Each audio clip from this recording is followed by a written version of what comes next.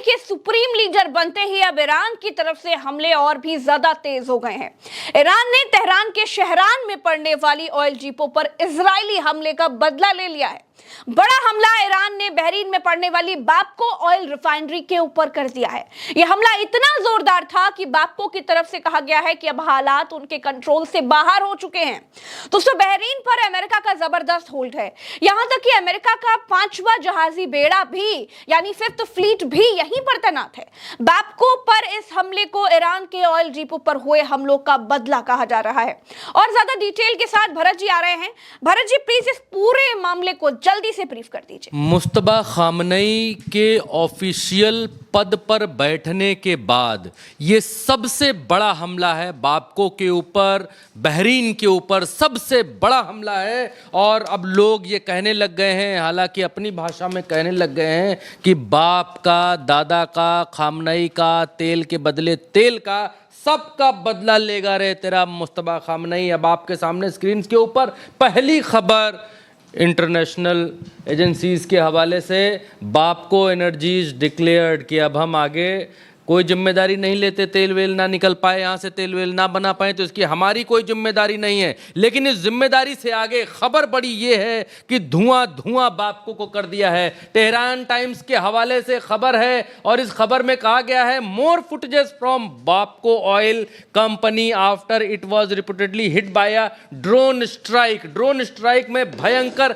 Hit हुआ है और आवाज देखिए, धमाकों की आवाज। ये बाप्को ऑयल रिफाइनरी है, बहुत बड़ी रिफाइनरी है ये। बहरीन के भीतर लाइट ऊपर लिपलिपा रही है, इतना भयंकर हमला हुआ है कि लाइट लिपिल लिपिर कर रही है, कांप रहा है बहरीन इस हमले के बाद। आप देखिए ये, और इसके पीछे कुछ हिंदी बोलने वाले लोग हैं, सुनिए पीछे क्या वीडियो बनाते हुए कह रहे हैं। बाप्को में आग लगी यार, भयंकर बम फोड़ गया यार।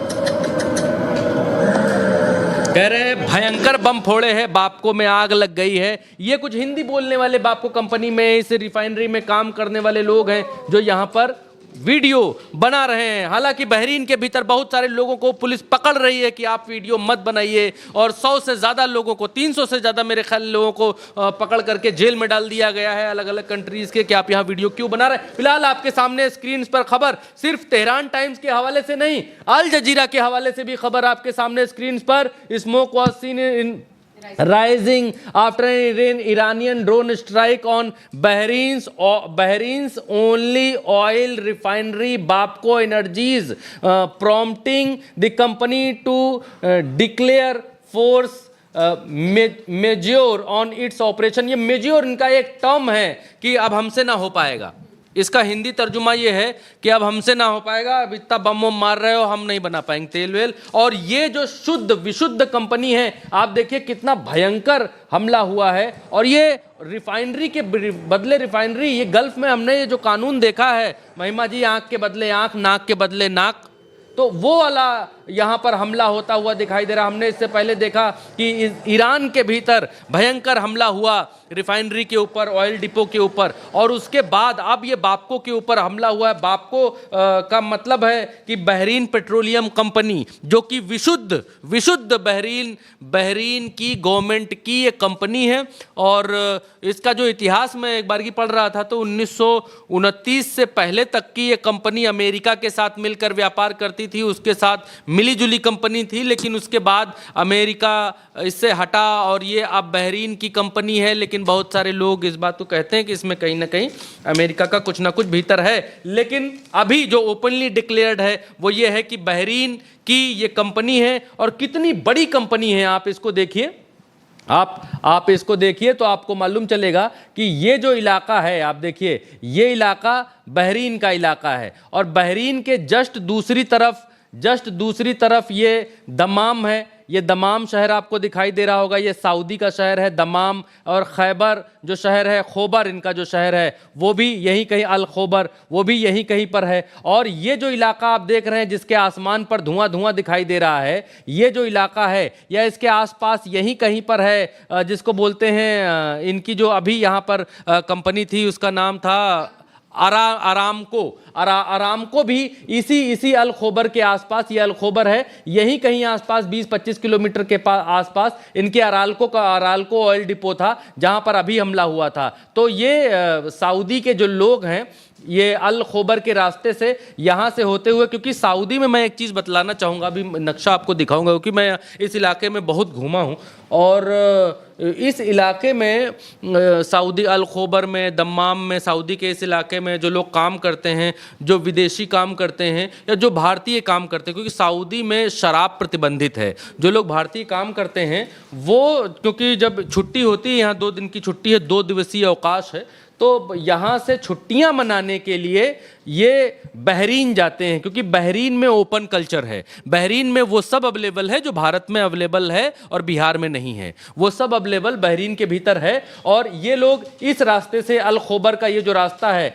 ये समुद्र का रास्ता है, इस रास्ते से कार से ये लोग यहाँ से बहरीन जाने के लिए यहाँ से आते हैं। और ये जो चेक पॉइंट है यहाँ पर, ये जो रास्ता है ये बहरीन के लिए इधर से होकर जाता है। यहाँ अपना सामान वामान चेक कराइए, पासपोर्ट वीज़ा वगैरह दिखाइए। वीज़ा की हालांकि आवश्यकता होती नहीं है, जो लोग वहाँ रह रहे हैं, सऊदी में रह रहे हैं, इंडियंस को जो यहाँ रह रहे हैं भारत में वो डायरेक्ट जाएंगे तो वीज़ा की आवश्यकता होगी, लेकिन यहाँ से ये बहरीन की तरफ चले जाते हैं। अब बहरीन में जो इनका ये ऑयल डिपो है, इस ऑयल डिपो के ऊपर भयंकर हमला हुआ है। ये बापको रिफाइनरी है और ये बापको रिफाइनरी कितनी बड़ी रिफाइनरी है, इसको आप तस्वीरों से देखिए कि कितना ऑयल टैंकर यहां पर सब बना हुआ है, लगा हुआ है। और मोस्टली एक बात इस बापको के बारे में कहा जाता है कि इस बापको में जो ऑयल रिफाइन होता है वो ज़्यादातर पाइपलाइन के जरिए यहाँ इनके बगल वाला जो देश है सऊदी,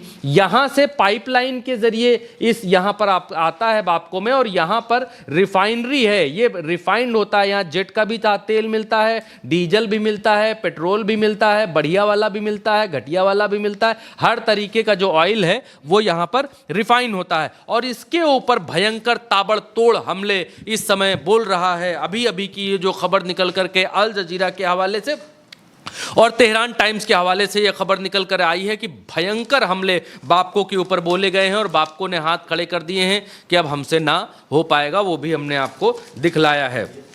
अब इसके आगे मसला क्या है? अब इसके आगे मसला ये है कि इससे पहले ईरान जो है बापको को जो टारगेट किया उसके कुछ फुटेजेस और निकल करके आए हैं, वो फुटेजेस भी हम आपको एक बार की दिखला देते हैं। ये देखिए, ये देखिए, ये फुटेजेस निकल करके आए हैं। वहाँ के जो रहवासी हैं, बाशिंदे हैं, वो उन लोगों ने ये फुटेजेस बनाए हैं। और ये सब बनाने के बाद बहरीन में 300 लोगों की गिरफ्तारियां हुई हैं महिमा जी। इसके अलावा एक फुटेज ये है जो लोगों के घरों से जो दिख रहा है, क्योंकि बहरीन बहुत बड़ी जगह नहीं है, बहुत बड़ा इलाका नहीं है, छोटा सा देश है बहरीन, नन्ना सा मुन्ना सा छोटा सा। आपको मैं अगर आपको उसमें दिखाऊं, दूसरे मैप के ज़रिए दिखाऊं तो आपको और अंदाज़ा लगेगा कि कितना छोटा बहरीन है। ये देखिए, यहाँ पर जब आप देखेंगे तो बहरीन, ये जो गोल गोल सा दिख रहा है, ये है बहरीन।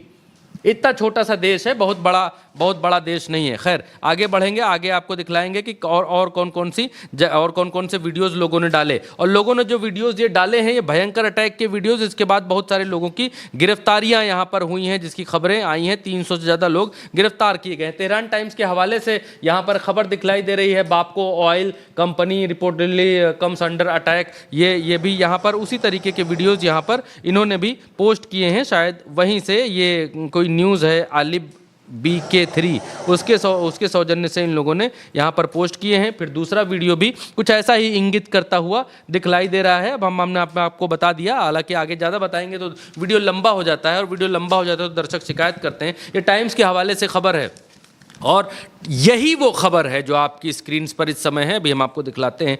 यही वो खबर है जिसके ऊपर ईरान ने अब हमले और भयंकर कर दिए हैं, ताबड़तोड़ कर दिए हैं। तुम हमारा एक मारोगे, हम तुम्हारे 10 मारेंगे के हिसाब किताब पे अब ईरान उतर आया है। ये टाइम्स के हवाले से खबर है, और टाइम के हवाले से कहा जा रहा है द एयर इज अनब्रीथेबल। कहाँ पर? तेहरान के भीतर जो है, जो अटैक हुए हैं, जो टॉक्सिक हो गई है हवा, इजराइल ने जो अटैक किया है इनके फ्यूल डिपो के ऊपर, वहाँ की ये रिपोर्ट है। और ये कह रहे हैं कि इतना ज़्यादा जल रही है तेहरान के भीतर ऑयल डिपो कि आसमान काला हो चुका है, हवा में सांस नहीं ले पा रहे हैं और आसमान से कुछ तेल की बूंदें वाष्पित होकर ज़मीन पर नीचे गिर रही हैं। आग के सहारे तेल ऊपर उड़ जा रहा है और वो द्रवित होकर नीचे टपक रहा है। ऐसा लग रहा है जैसे बूंदाबांदी हो रही है। इस तरीके का माहौल है। अभी मेरे कुछ जानने वाले ईरान में हैं और उनसे मैंने संपर्क किया तो उन लोगों ने भी ये बताया कि यहाँ मतलब